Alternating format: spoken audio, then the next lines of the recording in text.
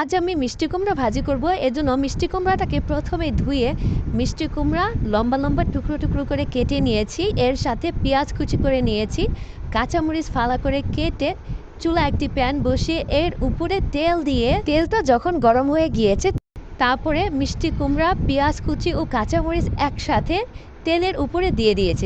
মিষ্টি কুমড়া ভাজিটা তো একটু মিষ্টি মিষ্টি হলে ভালো হয়, তাই মিষ্টি কুমড়াটা একদমই মিষ্টি ছিল না, তাই এর সাথে আমি সামান্য পরিমাণে চিনি অ্যাড করলাম যাতে মিষ্টি কুমড়া ভাজিটা একটু মিষ্টি মিষ্টি হয়।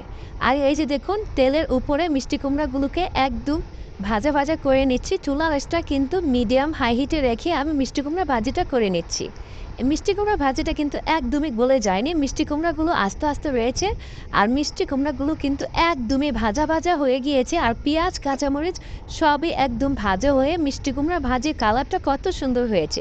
আপনারা একবার ট্রাই করবেন। আল্লাহ হাফিজ।